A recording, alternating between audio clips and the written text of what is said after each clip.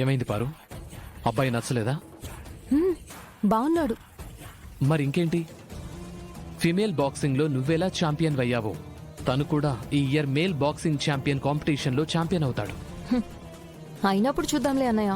నీకా డౌట్ అవసరం లేదమ్మా.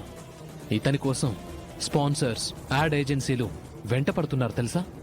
కావచ్చు, బట్ గెలుస్తాడు అనే నమ్మకానికి గెలవడానికి చాలా తేడా ఉందన్నయ్య.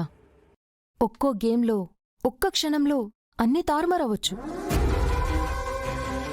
అన్నయ్య, రుద్ర ఫాలోయింగ్, ఫ్యాన్ బేస్, తనకున్న పాపులారిటీ అన్నీ ఒకే రోజులో ఇలా పోలేదా? టు బి ఫ్రాంక్, రుద్రాన్ని మించిన ఛాంపియన్స్ లేరు, రాబోరు. బట్ అతని ఫేట్ అతన్ని ఫెయిల్యూర్ పర్సన్ చేసింది.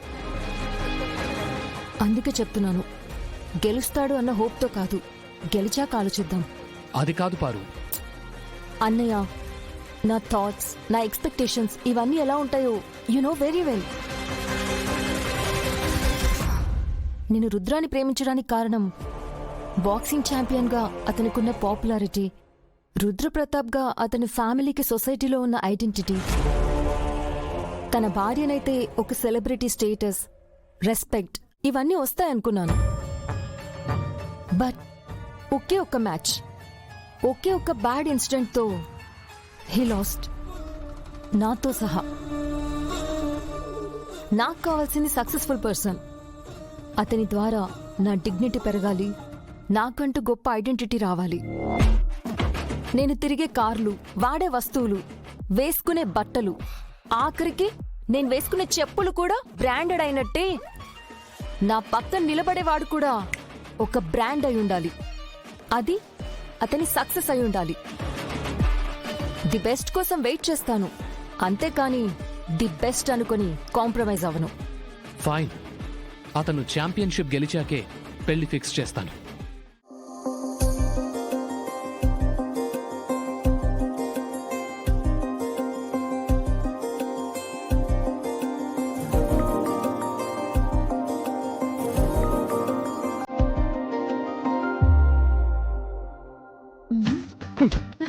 ఏం చూస్తున్నా?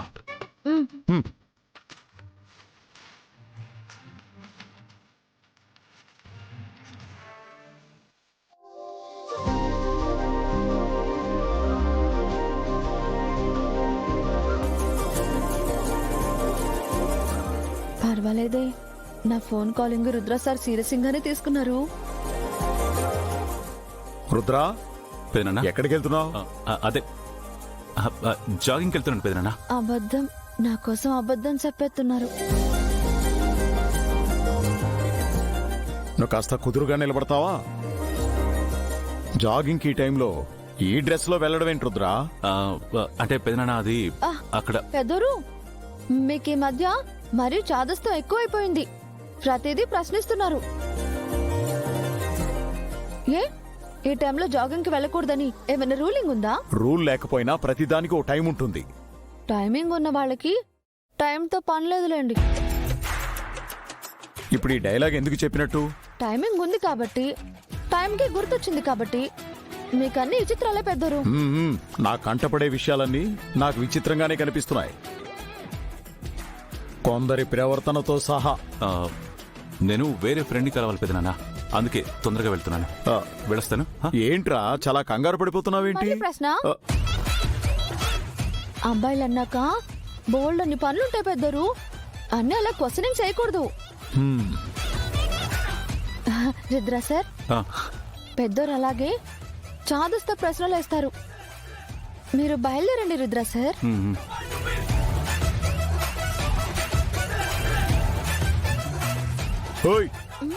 నువ్వెక్కడికి? రుద్ర సార్తో పాటు బయటకు వెళ్ళొస్తాను పెద్దోరు. చిన్న పనుంది, చూసుకొని వస్తాను. రుద్ర ఏదో హడావిడిలో వెళ్తున్నాడు.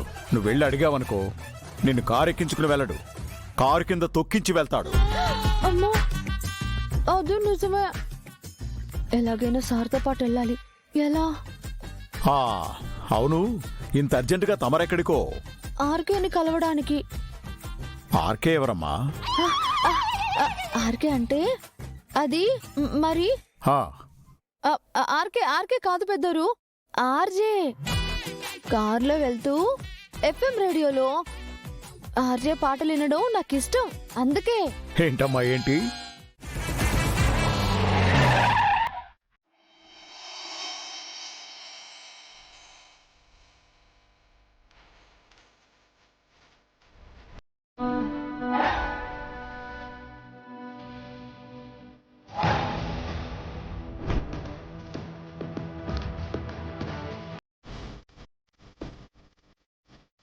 లొకేషన్ ఇక్కడే చూపించింది. ఆ అమ్మాయి ఎవరో ఎక్కడుందో.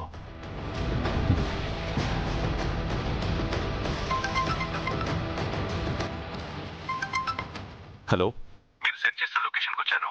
ఇదేదో పార్క్ లో ఉంది. మీరు ఎక్కడున్నారు? ఎంట్రన్స్ నుంచి స్ట్రైట్ గా వచ్చి రైట్ తీసుకుంటే లెఫ్ట్ సైడ్ చెట్లున్నాయి, వాటికి వైట్ ఫ్లవర్స్ ఉన్నాయి, దాని కిందనే ఎల్లో ఫ్లవర్స్ ఉన్నాయి. కానీ నేను మాత్రం పింక్ డ్రెస్ వేసుకొని బెక్కు బెక్కుమంటూ వెక్కి వెక్కి ఏడుస్తూ కూర్చున్నాను. ఓకే, వస్తున్నాను.